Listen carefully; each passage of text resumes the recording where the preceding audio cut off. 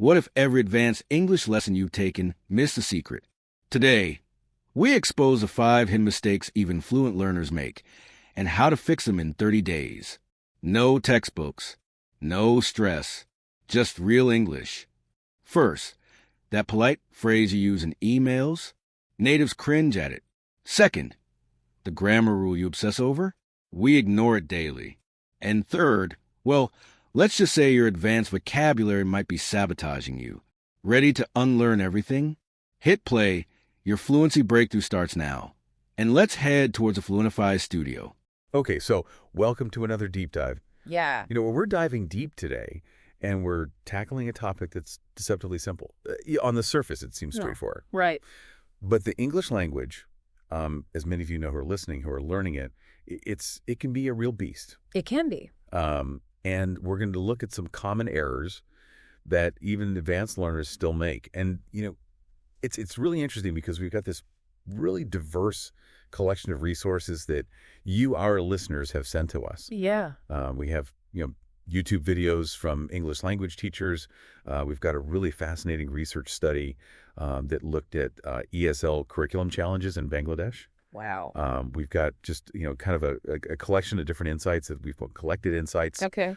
Some common errors in business emails from Business English Resources, and then a research article that looked at grammatical errors in Turkish EFL learners' writing. Yeah. It's really cool that we've got this, combination of, like you said, really practical stuff you can use right away, like knowing what to do with your business emails, but then also sort of this bigger picture look at, how people learn language and where the challenges are. Yeah, and I think that's what's so valuable about this deep dive today is it's going to give you a very clear understanding, I think, of these common pitfalls and hopefully how to avoid them. Exactly. And really make your English just sound more natural, more fluent, and we're not going to overwhelm you with complex grammar rules. Right. Keep it practical. Exactly. Mm-hmm. So let's just jump right in. One of the things that just comes up over and over again is this issue of articles. Oh, yeah. And the little words that cause huge problems. They really do. And it's funny because, as a native English speaker, it seems so intuitive. Yeah. But, when you really start to break it down, it's like, oh, my gosh, there's actually a lot going on here. Yeah, you don't think about it until you have to explain it to someone, and then you realize it's actually quite complex. Exactly. And one of the things that one of the YouTube sources pointed out was this fundamental difference between the indefinite and definite article. Right. So a and versus the. And, it seems pretty straightforward. We use a or an when we're introducing a noun for the first time when it's not specific. Right. Like if you were to say, I saw a dog in the park. Yeah. We don't know which dog. It could be any dog. Any dog. And then if we continue talking about that dog, now it becomes the dog. Right. Now it's specific. The dog was chasing a ball. Now we know which dog we're talking about. Exactly. It's the same dog. And we see this all the time. And they gave the example of I bought an apple in a sandwich. Right. The apple was green. Yeah. Perfect example. So we introduce it with an, because it's indefinite, we don't know which apple. And then once it's been introduced, it becomes the apple. Exactly. And I think that's a rule that a lot of learners pick up on pretty quickly.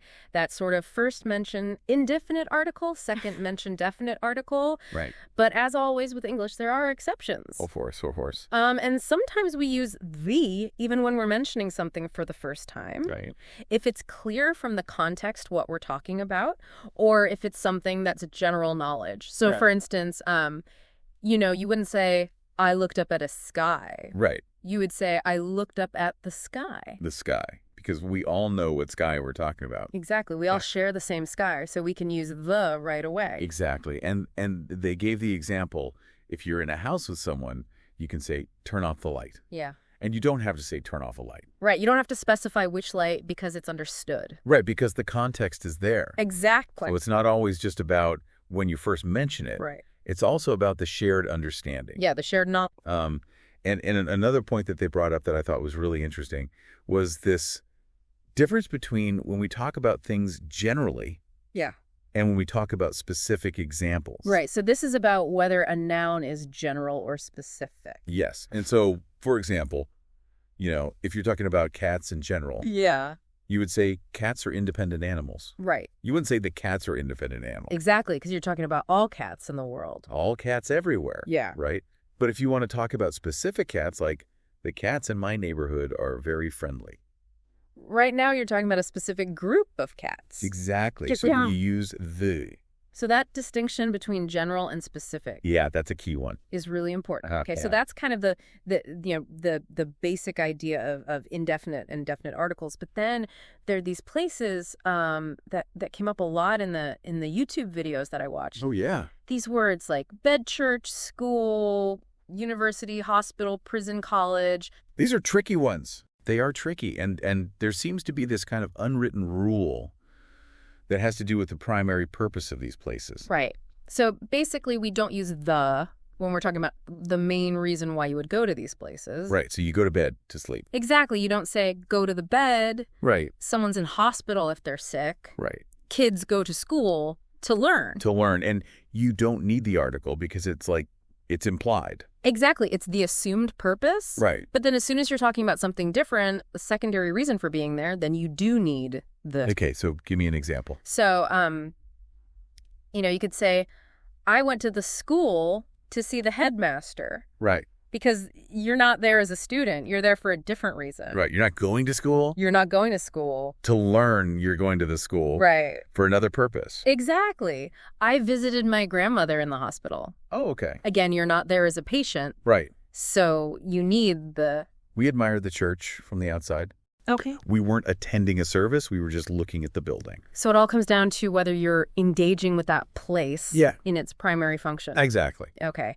And then there's kind of other expressions that don't seem to follow these rules. Right. The exceptions, as always. Always exceptions. Yeah. So they talked about at sea, at work, in town. Yeah. So these are idiomatic expressions, and we generally don't use the with them. Right. So the ship was lost at sea. He's busy at work. Right. But of course, there's an exception, and the exception is office. Office. We do say in the office. In the office. So it seems like office is treated more like a specific location. Right, like a physical space. Yeah. Whereas these others are kind of more abstract states of being. Oh, that's interesting. Okay, and then just finally with articles, we can't forget this really important distinction between countable and uncountable nouns. Right, that's fundamental. So just to remind everyone, countable nouns are things that we can count. 1 book, 2 books, 3 books. 1 book, 2 books, ideas. Yeah. Things like that. Uncountable nouns are things like advice, information, water. Right. Things you can't really count individually. Right. And the rule is countable nouns always take an article. Always. So it's either going to be a or an if it's singular and indefinite, or the, Right. whether it's singular or plural if it's definite. Exactly. Uncountable nouns, on the other hand, they don't take a or an. You wouldn't say an advice. You would not say an advice. That sounds so strange. It does. But they can take the They can. if you're referring to a specific instance of that uncountable noun. Right. So, like, the information she gave me was very useful. Exactly. So you're talking about a specific piece of information. Exactly. Okay, so there's articles in a nutshell. I mean, there's obviously more to it than that, but hopefully that gives you a good overview. Yeah, good starting point. Okay, so let's move on to something that I find so fascinating, and it's this idea of collocations. Oh, yeah, collocations. And for our listeners who might not be familiar with that term, what exactly are collocations? So collocations are basically words that go together naturally. Okay. Like they're kind of like best friends in the language. Oh, I like that. So native speakers tend to use these words together habitually. Right. And if you use a different word, even if it's technically correct, it can sound a bit off. A little strange, yeah. A little strange, yeah. Yeah. And we had that great list from Business English Resources about common collocation errors in business emails. Yes. And it really highlights how important it is to get these right in a professional context. Yeah, it makes such a difference. And I thought it was so interesting because, sometimes the incorrect collocation and the correct collocation, the words themselves are very similar. Yeah, they are. But it's just that one is the one that native speakers naturally use. Right. It's just what sounds right. So, for example, they gave the example of bring this to our notice Yeah. versus bring this to our attention. Right. Bring this to our attention is the natural one. That's the one that you would hear a native speaker say. Exactly. And I was thinking about that, and I was trying to figure out why is it that certain words just naturally go together? Yeah. And I think sometimes it's just because of historical usage. Yeah, it's just how the language has developed over time. Right. Sometimes it's about subtle differences in meaning between the words. Right. So like you said, notice and attention, they're similar, Yeah. but bring something to someone's attention has just become the standard way to say it. Right. And I thought that was really interesting also, the difference between solve this issue and resolve this issue. Yeah. Solve and resolve, again, very similar. Yeah. But resolve, I think, has this sense of finality. Right. Like you've reached a conclusion. Yes. You've found a solution that everyone's happy with. Exactly. And so it just sounds more natural in a business context. It's a little more decisive. And the list goes on and on. Show my dissatisfaction should be express my dissatisfaction. Right. Order I made should be order I placed. Yeah. Abandon my order should be cancel my order. Right. And it's interesting because it's often the verb that is the key to the collocation. It is. It's about choosing the right verb to go with the noun. Right. And so we see that again with as asked for becoming as requested. Yeah. Extra assistance becoming further assistance or additional assistance. Right. Records display should be records show or records indicate. Yeah. So again, choosing those more formal professional verbs. Exactly. And then we've got neglect this message. Yeah. Becomes disregard this message or ignore this message. Right. And those are just a little less, negative sounding. Yeah, less harsh. Yeah. Kind reminder becomes friendly reminder. Yeah, warmer. Warmer, exactly. And I thought this was interesting. A meeting isn't suspended. Right. It's postponed. Postpone if it's going to happen later. Right. Right. Yeah. Suspended makes it sound like it's never going to happen. Like it's canceled indefinitely. And then they talked about the difference between faithful customer and loyal customer. Yeah. And I thought that was interesting. So loyal customer really emphasizes that continued business. Right. That repeat business. Yeah. Which is obviously what companies want. Exactly. Yeah. And when we're talking about fees, you waive a late fee. Right. You don't eliminate a late fee. Exactly. And waive means that you're choosing not to apply it. Right. You're letting it go. Okay. Right. And then invitations are cordially invite, Right. not warmly invite. Yeah. And cordially is more formal. More formal, more polite. Yeah. And for the near future, it's coming weeks, Yes. not approaching weeks. Approaching weeks just sounds a bit odd. It does sound a little strange, yeah. And then Yeah. these everyday phrases like feel free to get in touch, Right. not feel free to be in touch. Get in touch is much more natural. Much more natural. Previous email, not former email. Yeah. Forgot to communicate. Mm-hmm. And even the difference between prompt response and fast response. Yeah. Prompt response is more about efficiency. Right, being ready and willing. Yeah. And then when you're expressing appreciation, it's greatly appreciated, Right. not deeply appreciated. Deeply appreciated just sounds a bit unusual in that context. And we see preposition errors as well with collocations. Oh, yeah. Definitely. So it depends on Depends. large quantity. Not big quantity. Right. Especially in a formal context. And finish my studies. Not ended my studies. And again, it's just about learning those conventional phrases. Yeah. It's about absorbing the patterns of the language. Right. And I think that's a really good point because it's not just about knowing the individual words. Yeah. It's about knowing how they work together. Exactly. And then for job seekers, it's seeking a new position or looking for a new position. Yeah. Not searching a new position. Things sounds a bit too literal in that context. And when you're acting for someone, it's on my behalf. Not in my behalf. Hours of operation, not hours of work. Yeah, for a business. And a closed store is closed. Not shut. And inconvenience is caused. Not generated. Businesses aim for continued business. Not just steady business. And when you're giving bad news, Right. it's regret to inform. Not regret to notify. And your interest is in something. On something. Okay, so that was a lot of collocations. It was a lot. But I think it really highlights just how important it is Yeah, it's a big topic. to learn these word partnerships. It really is. It's one of the keys to sounding more natural and fluent. Okay, so let's switch gears a little bit and talk about some common speaking mistakes. Okay. And these are the kind of things that, even fluent speakers sometimes make. Yeah, everyone makes mistakes. Everyone makes mistakes. And Yeah. these are just things that can, maybe make you sound a little less polished. Yeah, a little less confident. In conversation. So one of the most basic ones that just keeps coming up again and again is, I am agree. Oh, yeah. It should just be, I agree. I agree. Nice and simple. Humble. You don't need that extra verb in there. And then another thing is overusing Very. Oh, yeah. Very is a very common word. Very common.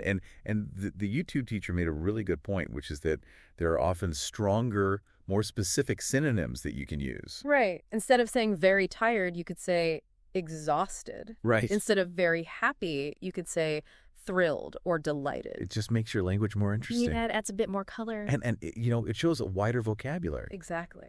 And then when you need something clarified, Yeah. remember, it's explain this to me. Not explain me this. That to me is really important. It is. It makes a big difference. And then when you're talking about your age, it's I'm age years old. Not I have age years. Right. And a lot of people forget that old. They do. And we've talked about this already, but it's worth repeating. Depends on. Not depends of? Never depends of. Never depends of. And then another one that causes a lot of confusion Oh, yeah, this is a classic. is lie down versus lay down. Lie and lay. Oh, my goodness. So tricky. They are tricky. And the key here is to remember that lie down is an intransitive verb, Okay. which means it doesn't take a direct object. Okay. So you lie down yourself. Right. Lay down is transitive. It does take a direct object. You lay something down. Okay, so I'm going to lie down for a nap. Please lay the book on the table. Perfect. Okay, so it's all about whether it's a direct object. It is. And then when you're talking about quantities, Yeah. remember fewer is for countable nouns. Fewer cars. Fewer potatoes. Right. And less is for uncountable nouns. Less traffic. Less water. Less advice. Less advice, exactly. Yeah. And then they talked about some common spoken collocations like get some rest Yeah. being much more common than take some rest. Yeah. Yeah, get some rest is definitely the one you hear more often. Although take time to rest is also correct. It is. It's perfectly fine. And then time expressions can be tricky as well. Oh, Remember to use for with the duration of time. So I've lived here for 5 years. I've been studying English for 10 years. Exactly. And since, with a specific point in time. I've lived here since 2018. I've been studying English since I was a child. Yeah, perfect. Okay, and be careful with too good, Oh, yeah. because it can sometimes sound a little bit negative. Yeah, it can imply that something is more good than you actually want. Right, like it's excessive. Yeah, like this cake is too good. I can't stop eating it. Right, but it's not necessarily a good thing. Not if you're trying to be healthy. And then pronunciation can lead to some grammatical errors. It can. So the contraction could have sounds like could have, Right. but it's spelled could have. Always. And then another interesting thing is that whom is becoming less and less common. Yeah, it's definitely more formal. More formal and in spoken English, people often just use who. Yeah, even when whom would technically be correct. And then the difference between say and tell. Oh, yeah, this is another one that confuses learners. Say is when you're focusing on the information, She said hello. right? Tell is when you're focusing on the listener. Tell me your name. Exactly. And avoid those redundant phrases like revert back Yeah, just revert. and reply back. Just reply. You don't need that extra word. It's unnecessary. And then a really confusing idiom Yeah, this one's tricky. is couldn't care less. Right, which means you don't care at all. You have zero cares, 0 cares. But people often say could care less. which actually means the opposite. It does. It means you do care at least a little bit. So be careful with that one. Yeah, choose your words carefully. When you're describing how someone sings, you sing well Not good. because well is an adverb. It is. It describes the verb sing. Exactly. Regardless is the correct word. Not irregardless. Never irregardless. Never. Avoid double comparatives like more, harder. Yeah, just choose one harder or more difficult. And when you're referring to a person, use who. Not that. So he's the person who helped me. Not he's the person that helped me. The finally extreme adjectives like excellent, don't need very... They're already strong enough. Excellent idea. Not a very excellent. Okay, so that's speaking stakes in a nutshell. Yeah. Now let's move on to another area that learners often find challenging, and that is prepositions. Prepositions, those tiny little words that can cause so much trouble. They really can. And it's funny because, they're just little words, They are. but they convey so much meaning. Yeah, they tell us about relationships in space and time. Right. All sorts of connections. And the YouTube English teacher that we watched gave some really helpful tips on prepositions. Yeah. So just to remind everyone, depends on is the correct phrase. Not depends at or depends in. Right. And when you're presenting contrasting ideas. Yeah. On the other hand, Not on the other hand. if you're waiting for something, you wait for it.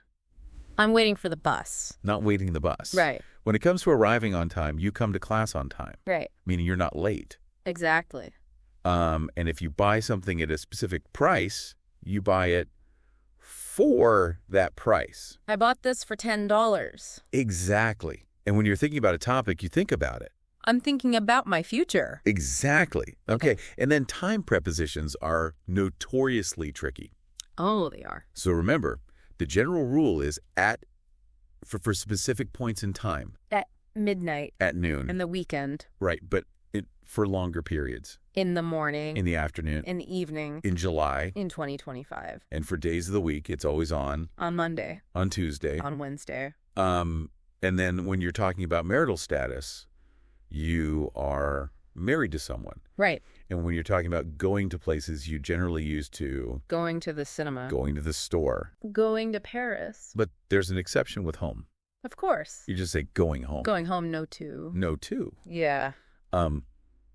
And similarly, when you are in a place, you live in Spain. Or in the city center. So to for the destination, for being within that place. Exactly. Okay, so those are prepositions. A lot to remember. A lot to remember, but hopefully some helpful tips there. Yeah, definitely. Okay, so now let's shift gears completely. Okay. And talk about some of the academic research that we looked at. All right.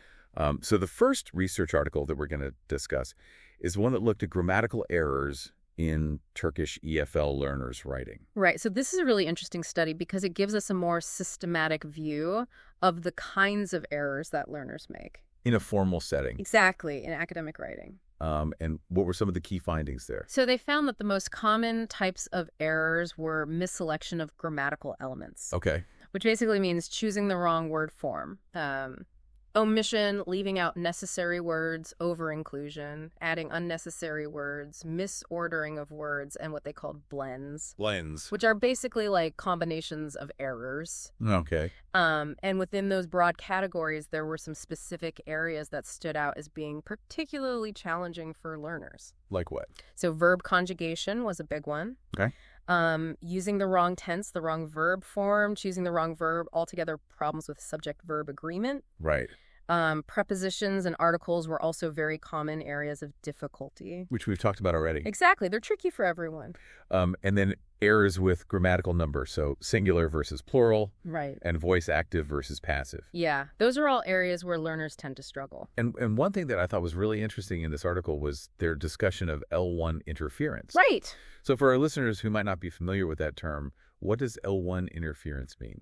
So L1 interference is basically how your native language influences your learning of a new language. So your first language. Your first language, yeah. Can interfere. It can. And it's because, you know, the way that your brain is wired to think about language is based on your first language. Right. So when you're learning a new language, you're trying to apply those same patterns. But they don't always work. But they don't always work. And so in the case of Turkish EFL learners, the study highlighted that articles and prepositions were particularly affected by L1 interference. Right. And that makes sense because Turkish doesn't have a system of definite and indefinite articles like English does. Right. So they don't have an or the. They don't. So it's a completely new concept for them. Right. And prepositions also work differently in Turkish. So it's just a whole new way of thinking. It is. And I imagine that can be really challenging. It can be. And the study also looked at whether learners improved over time. Yeah. Did they get better at avoiding these errors? And what did they find? So interestingly, they found that level 3 learners who had a higher level of English proficiency did show a slight reduction in the number of errors they made. Okay, so there was some improvement. There was, but level 2 learners didn't show much improvement. Really? Yeah, so it seems like, you know, even with more exposure and practice... Some of these challenges stick around. They do. They can be quite persistent. And they also found that even though the more advanced students used articles more frequently in their writing, they still made mistakes. They still did. Which I guess just shows how difficult articles are. Yeah, they're a tough one to master. And the problems with singular and plural forms, those seem to be present at all levels. Yeah, it didn't seem to matter how advanced the students were. Really? They were still making mistakes with singular and plural. So even something that seems so basic. Yeah. can still be tricky. It can be, and I think it just highlights the importance of, really focusing on these fundamental areas of grammar. Yeah, and not assuming that, once you reach a certain level, you're done with them. You still need to pay attention to them. Definitely. And they also noted errors in active and passive voice transformations, Right. with level 3 students showing a better understanding. Which makes sense. They've probably had more practice. More exposure. Yeah. Okay, so that's that research study. Yeah, fascinating stuff. Really interesting. And then the final piece of research that we looked at was this review of ESL curriculum challenges in Bangladesh. Right. So this was interesting because it gave us a different perspective. A different context. Yeah, a different context. Yeah. And the key finding,